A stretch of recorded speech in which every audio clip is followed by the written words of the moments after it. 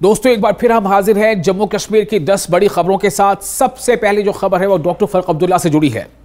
दरअसल जम्मू कश्मीर के साबिक वज़ीर आला और नेशनल कॉन्फ्रेंस के सदर डॉक्टर फारूक अब्दुल्ला इस वक्त अस्पताल में ज़ेरे इलाज हैं और वहां उनका इलाज चल रहा है। और इससे जाहिर सी बात है कि नेशनल कॉन्फ्रेंस के जितने भी उनके हिमायती हैं कारकुन, उनमें एक बेचैनी है। पार्टी रहनुमाओं के मुताबिक 87 साल के हो चुके हैं डॉक्टर फारूक अब्दुल्ला और उन्हें काफ़ी शिकायतें थी, जिसके बाद उन्हें अस्पताल में दाखिल कराया गया है। बताया जा रहा है कि इस हफ्ते के शुरू में ही उन्होंने पेट में इन्फेक्शन की शिकायत की थी, जिसके बाद उन्हें श्रीनगर के निजी अस्पताल में दाखिल कराया गया था। पार्टी के एक सीनियर रहनुमा ने बताया कि डॉक्टर फारूक अब्दुल्ला की तबीयत पहले से बेहतर है, लेकिन डॉक्टरों की निगरानी में उन्हें रखा गया है। उन्होंने ये उम्मीद जाहिर की है कि हो सकता है कि जल्द ही उन्हें अस्पताल से डिस्चार्ज कर दिया जाएगा। फिलहाल डॉक्टर फारूक अब्दुल्ला को डॉक्टरों की गहरी निगरानी में रखा गया है। कुलगाम की खुसूसी NIA अदालत ने दहशतगर्दाना सरगर्मी में मुलविस दहशतगर्द जाकिर अहमद गनाई, जो पूरा नाम बताया जा रहा है जाकिर अहमद गनाई, उसकी दफा 84 के तहत एक एलामिया जारी किया है उसके खिलाफ। और बताया जा रहा है कि उसे जल्द से जल्द पुलिस के सामने खुद सुपुर्द करना होगा। दरअसल मुलजिम की कई उनके खिलाफ कई मुकदमा दर्ज हैं, जिनमें से कुछ मुकदमा UAPA के तहत भी दर्ज हैं और इसे खुद सुपुर्दगी के लिए 30 दिनों का वक्त दिया गया है। एक गैर जमानती वारंट पहले ही जारी किया जा चुका है। पुलिस ने एलानिया यानी जो हुक्मनामा है उसमें अवामी मकामात पर उसे चस्पा भी कर दिया है और उसे ये बताया गया है इस एलामिया के जरिए से कि उसे 30 दिनों के अंदर खुद सुपुर्द कर देना है। जम्मू कश्मीर में राज्यसभा इंतखाबात की तैयारियां जोर शोर से जारी हैं और इसमें खासतौर से एक ऐसी पार्टी यानी BJP इसमें काफ़ी पहले से अपनी तैयारियों में मशगूल है।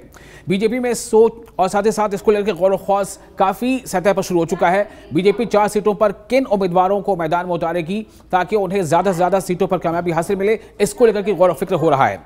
जम्मू के पार्टी दफ्तर में इस पर बातचीत हुई। BJP कोर ग्रुप मीटिंग में इन नामों पर बातचीत हुई है और जिन्हें राज्यसभा के लिए टिकट दिया जा सकता है। कई ऐसे नाम हैं जो इस रेस में आगे चल रहे हैं। इनमें जो साबिक नायब वज़ीर आला रह चुके हैं डॉक्टर निर्मल सिंह, उनका नाम भी शामिल है, जबकि साबिक जम्मू कश्मीर पार्टी के जो सदर हैं रविंद्र रैना, उनका नाम भी इसमें शामिल है। कई और लोगों के नाम इस पर आगे चल रहे हैं। लद्दाख की जो ताज़ा सूरत हाल है उस पर हक़ाइक़ तलाश करने के लिए कि दरअसल वहाँ हुआ क्या था और वहाँ पर किस तरह की वहाँ पर अब कार्रवाई हो रही है, इस बारे में एक रिपोर्ट पेश की गई है और ये एक प्रेस कॉन्फ्रेंस के दौरान ये रिपोर्ट पेश की गई। दिल्ली प्रेस क्लब में एक प्रेस कॉन्फ्रेंस का इनेकाद किया गया जिसपे कई अहम शख्सियात ने अपनी मौजूदगी जाहिर की और इसमें खासतौर से संदीप पांडे और सोशलिस्ट पार्टी के सज्जाद कगली भी मौजूद थे। रिपोर्ट में कहा गया है कि लद्दाख में अभी तक एक भी तकर्रुरी नहीं की गई है और इसको लेकर के कहीं ना कहीं वहाँ अवाम में काफ़ी गुस्सा था। प्रेस कॉन्फ्रेंस दौरान उन्होंने सोनम वांगचुक और दीगर 45 अफराद की रिहाई का मुतालबा भी किया। डॉक्टर गुजर ने भी कहा, जो इस वक्त मौजूद थी प्रेस कॉन्फ्रेंस के दौरान, उन्होंने कहा कि लद्दाख की सकाफत के खिलाफ कोई प्रोपेगेंडा नहीं होना चाहिए। हमारे साथ खेला नहीं जाना चाहिए। लद्दाख के लोग जानते हैं चीज़ों को। ये मजिस्ट्रियल जो इंक्वायरी हुई है हम इसको सिरे से निकालते हैं। हम इम्पार्शियल जुडिशल प्रोब की मांग कर रहे हैं। इंक्वायरी होनी चाहिए जुडिशल और उससे सच्चाई सामने आना चाहिए। उन्होंने किया क्या है ये आप बताइए। उन्होंने कौन सा अपराध किया है? वो सिर्फ एक शांतिपूर्ण अनशन पे बैठे थे और पहला अनशन नहीं था, 5वां अनशन था और सरकार की उनके साथ बातचीत पहले हुई है। तो एक बातचीत की प्रक्रिया चल रही थी, उसके बीच में एक हिंसा की घटना होती है। भाई जो उसके लिए जिम्मेदार हैं आप उनको अरेस्ट कीजिए, उनके खिलाफ कार्रवाई कीजिए। इस तरीके से वहाँ पर गैर संवैधानिक तरीके से 4 लोगों की हत्या कर दी गई, जिसमें से एक हमारे पुराने सोल्जर थे और सोनम वांगचुक जी जिन्होंने सरकार की बहुत तारीफ़ करी थी जब आर्टिकल 370 हटा था। उनके साथ आज क्योंकि वो अपने लोगों की डिमांड रख रहे हैं तो उन पर NSA लगाकर उनको जेल में बंद कर दिया गया। ये बेहद गैर संवैधानिक है और हमारी पूरी हमदर्दी लद्दाख के लोगों के साथ है। PMGSY महकमे ने त्राल के लालपुरा काहिल से लेकर के कंगवाड़ा तक 5 किलोमीटर तवील सड़क पर तारकोल बिछाने का काम शुरू कर दिया गया, यानी कि इसके मैक्डमाइजेशन का काम शुरू कर दिया गया है, जिसके लिए मकामी लोगों ने महकमे का काफ़ी शुक्रिया अदा किया है। उनका कहना था कि सड़क की खस्ता हाली की वजह से इन्हें काफ़ी परेशानियों का सामना करना पड़ रहा था, लेकिन अब तारकोल बिछाए जाने से उनके जो तमाम मसाइल हैं उनका कहीं ना कहीं हल हो जाएगा, चूँकि ये काफ़ी देरीना मसाइल थे जिनके बारे में वो कई मंचों पर काफ़ी दिनों से अपनी आवाज़ इस बारे में उठा रहे थे। हम PM जी का बहुत शुक्रिया गुजार हैं। रोडों का बहुत मुश्किलात हो रही थी क्योंकि गाड़ियों को चलना मुश्किल हो गई थी, इस वजह से हम PM जी वालों का बहुत शुक्रिया गुजार हैं। कहीं भी रोड है तो इस पर गौर वफौर आपने ख्याल रखते हैं। जो इस वक्त ये मैग्नेमाइजेशन आप देख रहे हैं, ये लालपुरा से लेकर दूधीमर्ग तक रोड है जिसकी लैंग्थ 5.15 किलोमीटर है। इसमें लगभग हमने 1 किलोमीटर कंप्लीट कर लिया है। आइंदा इंशाल्लाह ये 5-10 दिन में कंप्लीट हो जाएगा। ये बहुत ही देरीना मांग थी लोगों की यहाँ की, जिनको ये खराब सरफेस की वजह से मुश्किलात का सामना करना पड़ रहा था, और अब इनको इस मुश्किलात का अजाला हो जाएगा इस मैग्नेमाइजेशन की वजह से।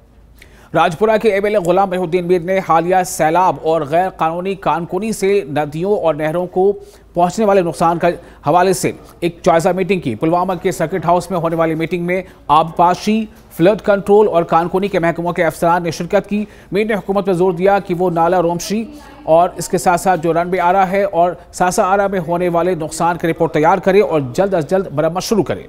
जियोलॉजी एंड माइनिंग डिपार्टमेंट और फ्लड कंट्रोल और इरिगेशन डिपार्टमेंट भी लाया था, ताकि एक जगह बैठकर वो फैसला करें कि हम इन नालों को, जो एक तो इलीगल माइनिंग जो हो रही है वो कैसे बचा सकेंगे, उससे कैसे नालों को साफ रखेंगे, इलीगल माइनिंग को कैसे हम बंद करेंगे, और दूसरा जो हमें जो अमेंडमेंट जो ये 2 पुल जिसमें वाहिबुक पुल आता है और ये सनबजर पुल आता है, और ये जो इस वक्त इलीगल माइनिंग की वजह से इस वक्त खतरे में है, तो उनको भी कैसे बचाया जाएगा आइंदा, तो यही फैसला थी।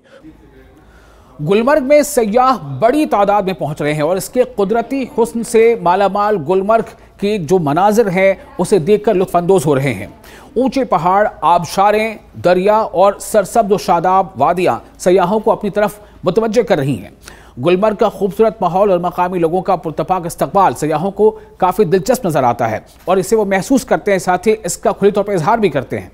बहुत से सयाह को कहना है कि उन्हें गुलमर्ग जैसी मेहमान नवाजी किसी और जगह नहीं मिली। हम कल पहुँचे हैं और कल से हमारा टाइम बहुत अच्छा बीत रहा है।